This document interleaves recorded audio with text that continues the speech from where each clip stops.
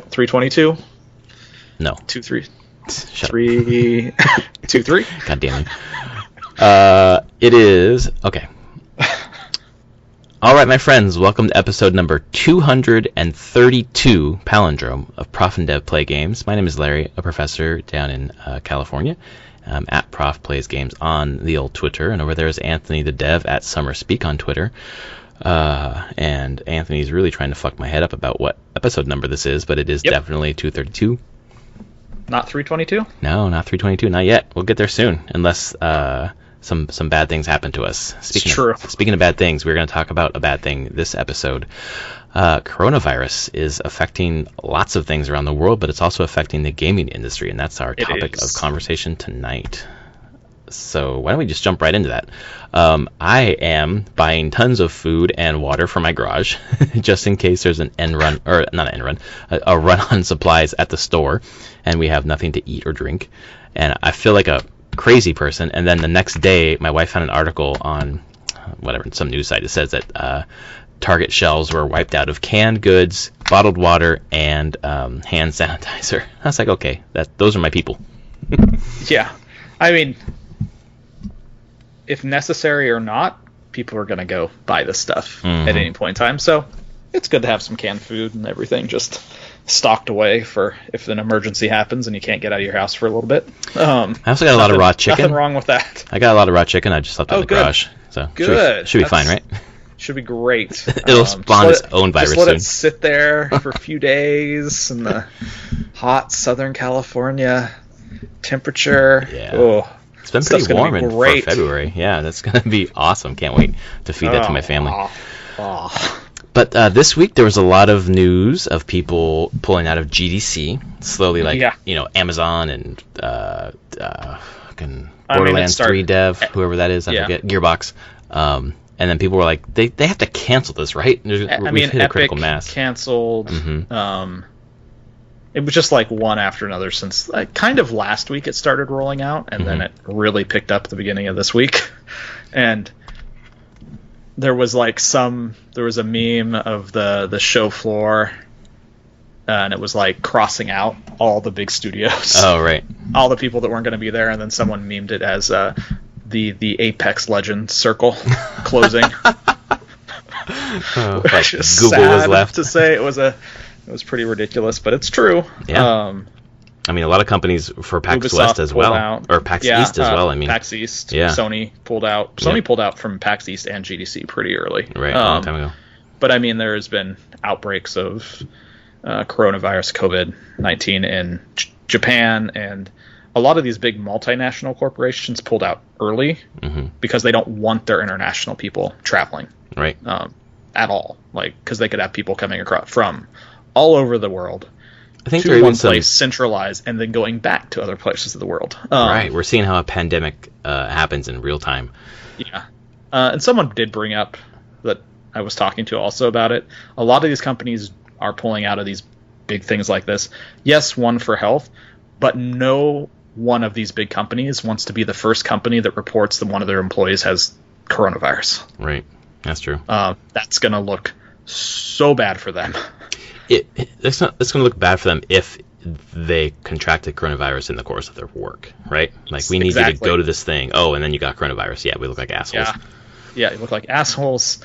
People are going to be very unhappy with you. So, well, there are some companies in China that basically had their people stay home. Like, don't go to work. Yeah. Like, just work remotely or don't work or whatever it is. Yeah, just don't congregate in large areas.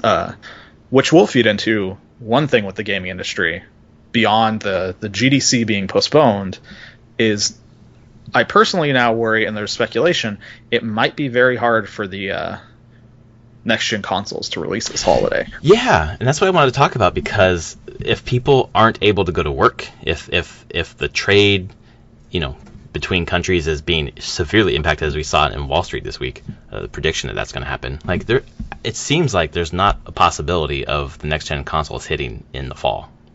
I mean, they'd be very small amounts, because all that stuff is coming from different parts of Asia, South Korea, China. Right, and there has been not blockades, but ceasing of bringing food from from Asia to the United States, for example. Yeah. And other things, I'm sure. Yeah, and it's been a big disruption to manufacturing in China. Right. In general, because as you said, they've quarantined whole cities and provinces and keeping people don't go to work, which has impacted a lot of electronics manufacturing. So it's very likely there's going to be, who knows how many months down the road, there's going to be a huge impact of we just don't have enough of the component and for demand from Microsoft and Sony, both wanting mostly the same components. Right. And those components are also wanted by tons of other electronics manufacturers. Apple, Google, all these big giant companies. So this is going to have some impact on that. I wonder if the impact will be something like we're just going to delay until next year. Because they've already put all these plans into place for assuming a fall launch, but it seems unlikely, man. I think some of this would be... I'm sure they're weighing that right now. Yeah. Start contingency planning for it now so they can adjust. I mean, we're still probably... We're March now, 8 months out from wanting to release the next gens. Right, November is the date that seems likely. So, I mean, you probably have a couple months where you could start putting contingency plans in place and then see, just in case you can't ramp up production. I mean, that's what they're going to find out is they usually start producing these things 3 or 4 months early, and they million plus consoles a month to just get supplied, build up an initial supply, and if they can't do that, then they probably aren't launching. And they'll just take the time they need to get some form of larger launch. But beyond that, I mean, you're going to probably... there's outbreaks in South Korea and Japan. I'm sure this is going to disrupt video game developers in those countries. Yeah, just making software. Exactly, the studios making the games. Maybe it's not huge. Maybe it's only 2 weeks to a month of disruption, but that still really pushes people out from if they were trying to be in the holiday season. So this is, I feel like, is going to have a huge ripple effect across the entire industry. And it's not really going to be known exactly how much until probably summer, which happens to be when GDC was postponed to. So they haven't put a date. They just said postponed until summer. I can't see that happening with E3. And okay, so I'm thinking this situation is not going to get better by summer. Well, that's the thing. I've been reading that said that does it keep spreading in the summer, like the flu? Well, the idea is that once it's no longer cold, we're all outside, not just stuffed in houses together and buildings together. So it's a lot harder for it to spread in that situation, and also with the drier air or the moist or whatever the humid air, it's harder for it to spread. But the fear, I feel like, is going to build up in. True. People are not going to want to congregate in public places. Internationally, right, with groups of people from lots of different places. I feel like this is going to impact E3 and Comic-Con, to be honest. Yeah, I mean, definitely both of those. So I don't see how it doesn't impact E3. That's the thing. Although everyone has already not going to E3 anyway, so right. But that's why I feel like maybe it doesn't even happen. That's why I feel like delaying GDC to summer, it doesn't seem like the best idea, because those other summer things I feel like are going to be impacted by this. It's true. And then if it's not, even to do GDC and E3 in the same time frame seems crazy. Oh, I think if they're going to delay, they'll delay it until late summer, August or September. Oh yeah, I guess that's true. That's also still summer. Because they also have to make sure they have free space at Moscone Center. Right. And that place is booked for a lot of things. Of course. So I think that's part of why GDC didn't want to delay, because they'd already put all the money down, right? To rent that place. This is not good. We're talking it was supposed to start not the 13th. It was the week of the 16th was GDC. 16th to the 20th. Yeah, I read something that like part of it was the reason they didn't want to delay is because they don't have insurance to cover this type of thing. So they're just out of money. Yeah, although the company that puts on GDC has a ton of money. So it sucks that they're going to be out some of it, but they can take the hit. They can take the hit. Yeah. But I completely understand everyone. Like, no one was going to be there. Right. Like, who wants to go there? Well, none of the companies are going there. And those are just for the expo. And a lot of people just go for the talks, but you have to think of how many people are now deciding, like, I don't really want to go do my talk. Like, right. The risk is too great. But I'm sure there are people who got into GDC to do a talk for, like, the first time in their career, and they're super stoked, and now they can't. 2 people at System Era who had a talk. Shit. And it was the first time that they ever got to talk. And they were looking forward to it. And now they're not doing it right now. Right. So I wonder, like with PAX East, I'm sure there was going to be... PAX East happened this weekend. I'm sure there was going to be some Last of Us 2 announcement or something from Sony. And I wonder if they're going to flip that to just have like some sort of state of play or some sort of online presentation, or just say, fuck it, we're focusing on other things right now. I think they'll change state of plays, or they're just going to put it out in their own way that is not at some big event. Right. Yeah, right. I'm sure that's happening sometime soon. Man, I hope there's nothing comes out of PAX East, someone getting it, because I know 2000, whenever the swine flu was going around, there was an outbreak at PAX West. Oh, God. That was the only PAX at the time, I think. Right. 2009. Oh yeah. That was a total thing. There was an outbreak that people didn't find out until a week later, because it took to get symptoms and stuff. But yeah, swine flu hit PAX West back when that was like 2009, 2010, somewhere in there. Well, I went to 2 academic conferences in the last week. I'm just like, that was probably dumb. Like, I was presenting at both, and I was like, I gotta go. Do I have to go? Could be, may not be. Yeah. I mean, you look at the statistics on, like you said, Wuhan is 11 million people. I looked, like, the Hubei province is like 58 million people. And there was 30,000 reported cases of coronavirus 2 weeks ago. Let's say that not all of them are being reported. Let's say it's like triple that number.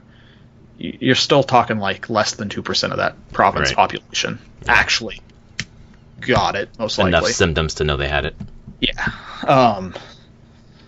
So, I mean, that's the thing. It's just like keeping also the scale of it. I worry more about it less for me and my family. Like, sure, suck to have like a fever and a bad cold with cough and everything, but I worry about it for how easy this is going to. People are going to have it. They're not going to know they're going to have it. Maybe they'll have no symptoms, and it's going to hit that compromised immune population. Right, because if let's say I have it, for example, and I don't know it, and I give it to someone, in some meetings that I go to, I work with a lot of people who are older than me, that would be awful. Yeah. I could be a carrier and don't know it.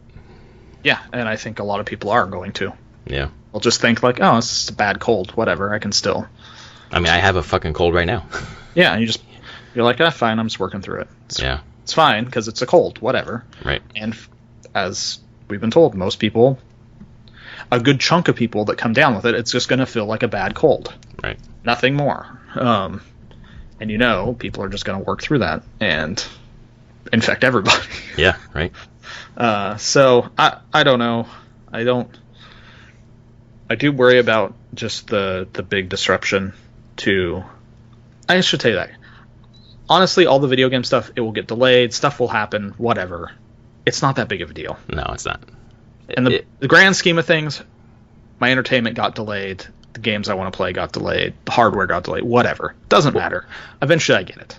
Well, and then for them, obviously that piece is important to them because of their market forecast for the quarter or whatever. Those are all been downgraded and will continue to be downgraded. Which, whatever, fine. people are dying. Yeah, exactly. I'm like, well, that's not really the most important thing here. It's not. Like, and yeah, so I just hope that, honestly, in this regard, for me and the other companies would just be like, hey, people are sick, stay home. It's fine. We don't need you here. Yeah. Take the time. We'll delay what we're working on for a few weeks. It's fine. Just stay home. I wouldn't be surprised if in the next week that happens at my college. We've got like daily, and my wife's college as well, just daily notices about, no symptoms so far, no known cases, but I'm sure there are people who we don't know, and then all of a sudden that first time that it's known, it's just going to be a mass freak out, and we're going to be canceled for a while. There was a high school up here that was closed for 2 days this past week because they were worried about a student having it, and they eventually tested negative, but they closed the high school and disinfected the entire high school. Well, and the testing negative thing, I've seen over and over again. People testing negative and then being positive like a couple days later, and like they released them in the general population, and they were positive. So it's just a very easy thing to just continue to carry. And obviously people who listen to this podcast know how I feel, but man, the federal response to this in terms of leadership, just dumb. Yes. Just unbelievably dumb. So I don't have a lot of faith in that. No.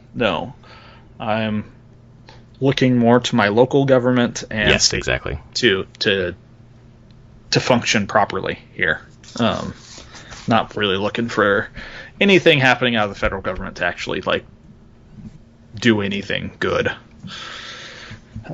So yeah, no, that's where I'm at there, and kind of feel like local government. I mean, it's great in being in Washington that the first 2 deaths now of this in the U.S. have been at about 20 miles from where I live. So I know, it's so crazy. Like I've this whole week I've been freaking out to Anthony on the phone, like texting him about all this shit, and then the first 2 deaths happened in his county. Yep, crazy. It is crazy.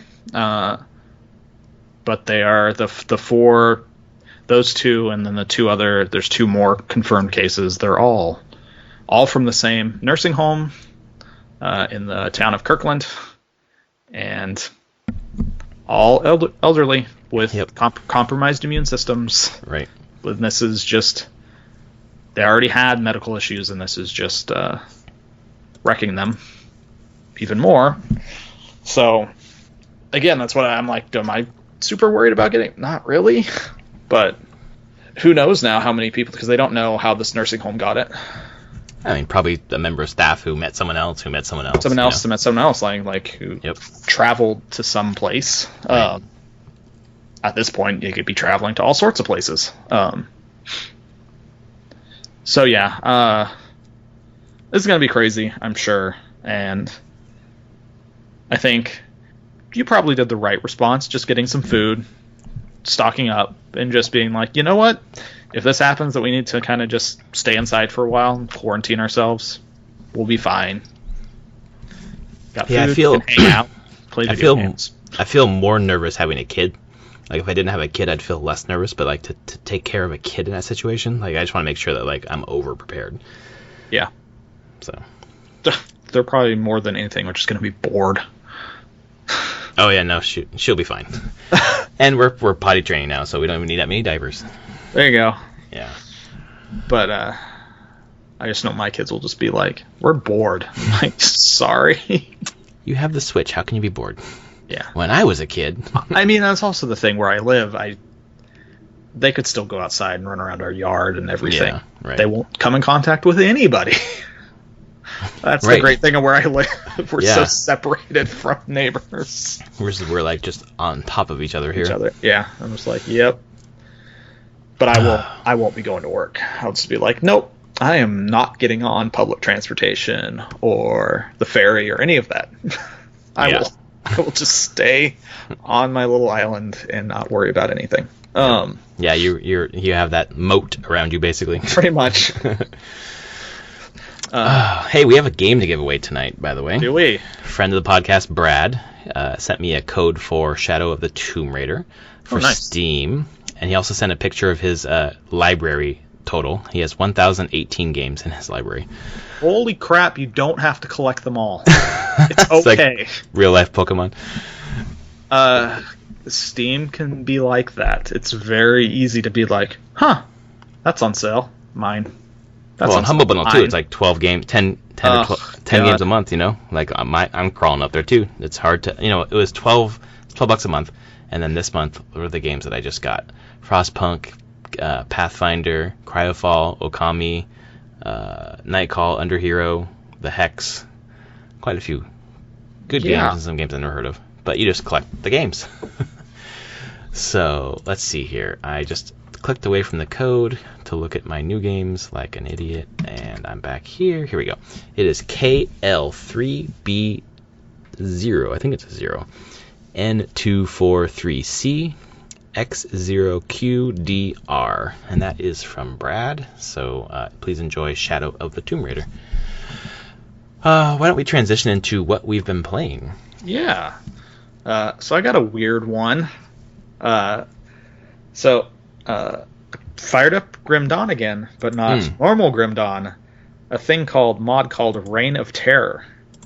Can you guess what that is? No. It's Diablo 2 remade in Grim Dawn. No way. It's at mod version 0.6, and they're working through it. It has all the Diablo 2 classes. It's not in a direct, like, one-to-one mod, because they're still modifying, like, the skills aren't completely the same as Diablo 2, but it's really weird to launch into the game and be in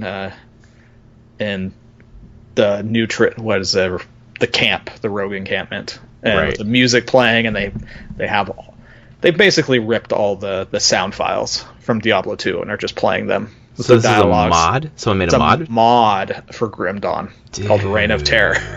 Oh my god, that sounds amazing. I'm like, oh my god, will it just be Diablo 2 with some better quality of life at this point? And it is. It's still a little bit buggy. Like I said, it's 0.6, and they will be getting to 1.0 over the next year, hopefully. It's the plan. But all 5 acts are playable right now, and all 5 classes are all the 5, 7.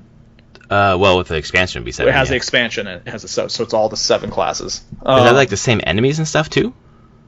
They've replaced all the sounds, but they're using models of Grim Dawn enemies that match similarly, and I think they're all Grim Dawn enemies that they've just been repurposing things that look similar to the enemy type in Diablo 2, but they use all the sounds from Diablo 2.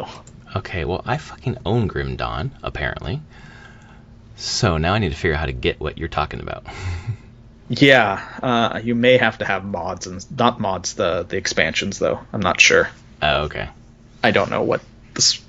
I have it all, so I just downloaded it and let it go. But yeah, it's a thing, and I played like an hour of it, just getting a sense of what they were doing, and yeah, it's like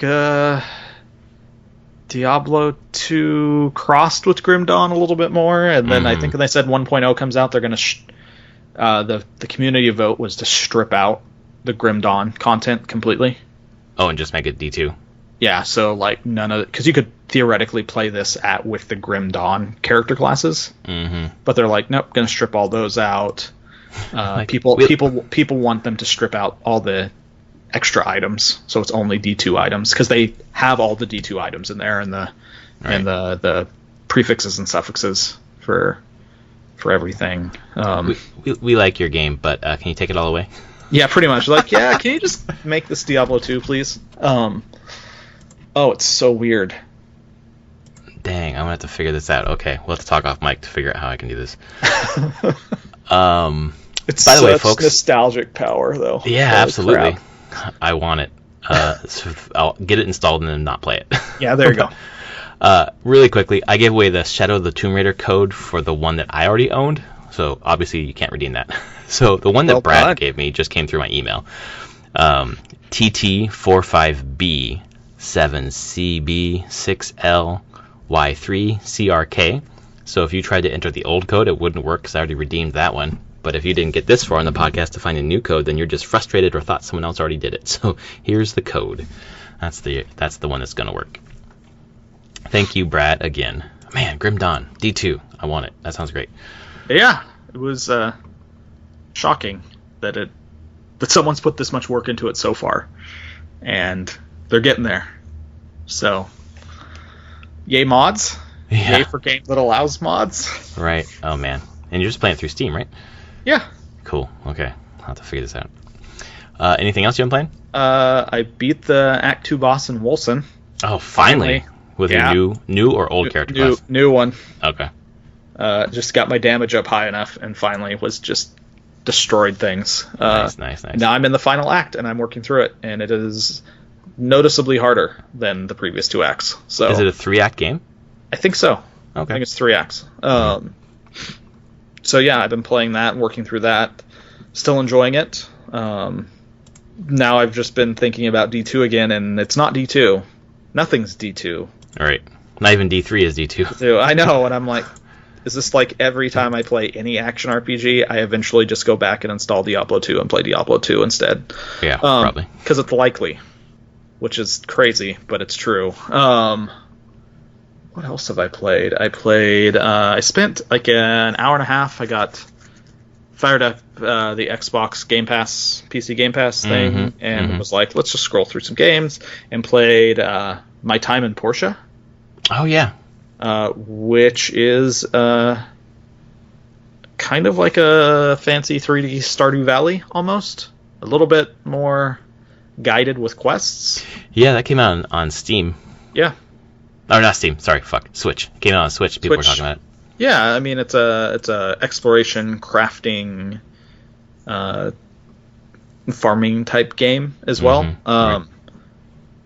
Like I said, I only played an hour. It does a lot of the same stuff Stardew Valley has. Save, you sleep to save. Time goes by during the day. You have to get your rock and wood and make bricks and go mining for bronze and make bars. Like the whole thing. It's just it's a crafting game to build farm, and then there's relationship stuff with the townsfolk. Seems fine. My only one complaint that I've been having is the character you play is voiced, and I hate the voice so much. Oh no. God. Everyone else is fine. The voice acting isn't great, but it's fine. But my character just grates on me so much. And you can't turn that off? I'm like, I don't know. I need to go into the option. I'm like, can I just mute myself? I don't want to hear anything that I say, ever. I hate it so much. And it's not just because that character isn't really a cipher, it's just the actual quality of the voice is annoying you? Like the voice actor kind of thing? I mean, it might be that the voice actor is fine. This is the direction that they wanted to go for the voice. Mm-hmm. But whatever it is, I don't like it. Is it like young kid, kind of like nasally, like yeah, a little perky, bit. Like yeah, a little bit. Oh man, it's really annoying, super annoying. But it seems like a fine game. I kind of want to play it a little bit more, dig into it, and it feels like it's good research for the game I'm working on now. So exploration and crafting. Right. Those games tend to be worthwhile to play for me. My Time in Portia is like an isometric, isn't it? Or is it? No, it's 3D, full 3D. Oh, okay. It's over the shoulder, but you can rotate the camera. Oh, okay. 360 around you. I wonder why I thought it was asymmetric. I don't know. But what else have I didn't do it, but I got it all updated last week. We didn't talk about it, but No Man's Sky got an update. Oh, that's right. With living ships. Yeah, that was it. The living ship one. You can hatch your void egg, because that was like the second line in the patch notes. Hatch your void egg. And I'm like, seriously? That's great. Where is this? What this game is now? It has a thing called a void egg, and you hatch it. God, it's ridiculous. And I just feel like every time, like, I want to like that game, I really do, but I know I'm just going to bounce off it again because it's incredibly shallow in so many ways. I just want it to be slightly deeper. Yeah, each nice. Mechanic is really shallow. I just want. It's nice that they keep adding things to it, and it brings people back. And then I feel like that is the truth, where people come back and like, yep, okay, I remember why I bounced off. Yeah. So, it's sitting there, and I kind of want to do it just to see about hatching a void egg, but then I also realize it's probably like 50 hours of just grinding, exploring before I could even do it. Mm-hmm. So probably won't be messing with that. And I don't think I've played anything else. Those are the main games I played this past week. Yeah. For me, I was on a plane, so I played a little bit of Switch. I finished, finally, the story mode for Mario Maker 2. Oh. I only had like 5 or 6 levels to go, so it was good because the idea is you get enough coins to build different parts of your castle, and then every time you do a level, like, it advances one step, so that you're always moving forward with the castle. The last one is to get the stained glass portrait of Princess Peach on the front of the castle, and right as you get the last step, then you get thrown into a final level. Like, no matter what you were going to do next, you get thrown into this level. Okay. Which is basically fighting Meowser, which is Bowser dressed up like the cat from a 3D World. So it's a long platforming level with a boss fight, and it's pretty cool. But at the end, things interesting. Unlike Mario Maker 1, Mario Maker 2, all your tools are open from the beginning, except for one. And when you beat the game, you get the Mario Maker hammer. So then you get to play in a platforming level as the Mario Maker Mario, and he has a hammer, and he can throw bricks. So you're able to like deconstruct the level and add bricks to the level as you're going through it to solve different kinds of puzzles. So it adds like another element once you beat the game, which was really cool. So I enjoyed that, and then I played something else. On the way home, I played... Wow. Sorry, I'm totally blanking on what I played. Something on Switch, and it's escaping my mind. I didn't play for very long. I was finishing The Way of Kings by Brandon Sanderson. Okay. And I just got it was in the last 3 or 4 chapters, and I was listening on audio, and I think I turned my Switch off and just finished listening to that, which was an amazing book, by the way. But fuck, there was something else I played.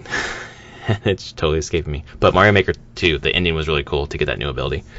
So that was a lot of fun, and it's nice to wrap up one of the games that has been on my Switch. Oh, I played Thronebreaker. Yeah! Oh, nice. I remembered it. It is a weird mix of top-down, traversing a landscape, picking up resources, and then switching into this Gwent card battle, which is like totally different form of Gwent. You have 2 lines instead of 3, and like the different effect cards like fog, instead of like reducing the points on one level, do damage because your point is to damage the other character's cards so that they have a lower point value instead of just racking up points. It fundamentally changes Gwent, and every battle is a card battle, and it's fine. The card battles are fine. The traversing the world is pretty boring, and the writing, the interactions between the characters is not super compelling. So I'm a little disappointed in Thronebreaker, and I can see why it wasn't something that hit really hard. Because even as like a pretty big Witcher fan, I'm kind of like meh on it, which is why I went back to my book. So yeah, those are the 2 games that I played this week. Nice. Yeah, that's not the best recommendation there. No, not really. Which is unfortunate. I would say maybe pass on that. But maybe, if I keep playing, I might find something redeeming in it that I hadn't noticed before. But so far, not so good. No, that's too bad. Yeah. All right. Well, I guess that's another episode of Prof and Dev Play Games. A little sad, a little down, because it's a health issue for a lot of people, and I hope anyone who's affected is able to get the resources they need to get better. And we'll see how this continues to affect our, the gaming landscape, really. Yeah, I think I think it's going to be a few months before we truly know. Yeah. Honestly, just the way this stuff spreads anyway. It's going to be a few months before we know exactly how this is going to play out. Right. So, I don't know. But everyone, stay safe, wash your hands, Don't touch your faces. Don't touch your face. All that basic stuff that you get told through most of your life about how to stay healthy and prevent transmission of viruses and sicknesses. Right. Yeah, I guess should actually do that now. Probably a good time. Right, you always heard it and haven't done it. Now we should all do it. Probably. Yeah. I think it's a good idea. Yeah. All right, folks. Well, we'll be back next week to let you know if our jobs were closed for any issues.